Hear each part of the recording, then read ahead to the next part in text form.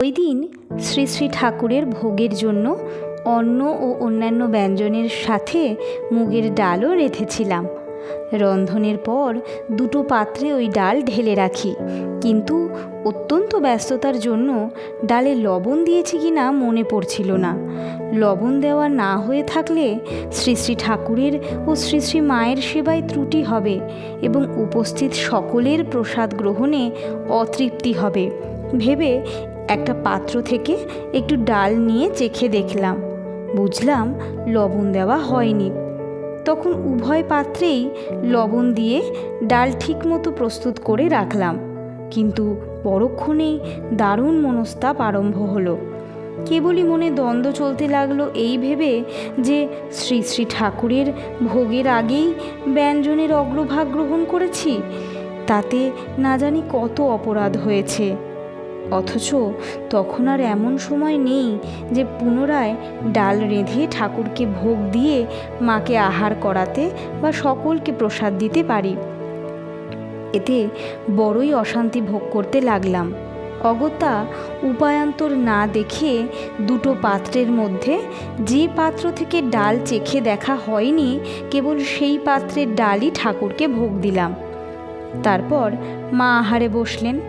সকল রান্না বেশ ভালোই হয়েছিল এবং মা খুব তৃপ্তির সাথে আহার করলেন, কিন্তু আমার মন সর্বদা ওই এক চিন্তায় আচ্ছন্ন হয়ে রইল যে ঠাকুরের ভোগের আগে ব্যঞ্জনের অগ্রভাগ গ্রহণ করে কি অপরাধী না করে ফেলেছি। প্রায় কয়েক মাস ধরে নিরন্তর এই অশান্তি ভোগ করতে লাগলাম। ইতিমধ্যে শ্রী শ্রী মা কলকাতা গিয়েছেন।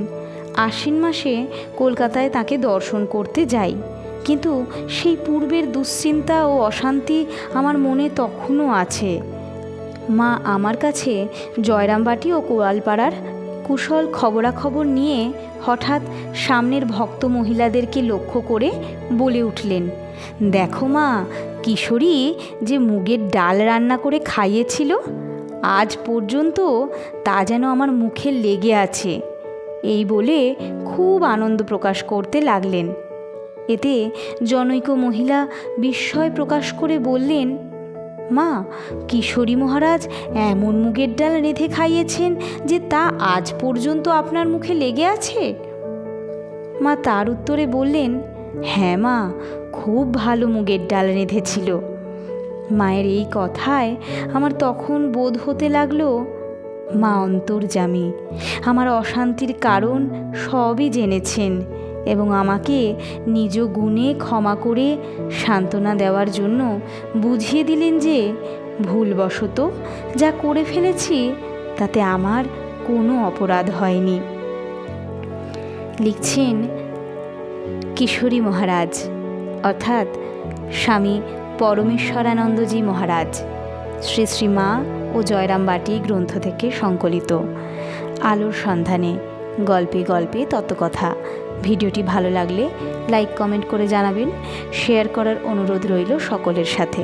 চ্যানেলটি সাবস্ক্রাইব করা না থাকলে আজই সাবস্ক্রাইব করুন। ধন্যবাদ।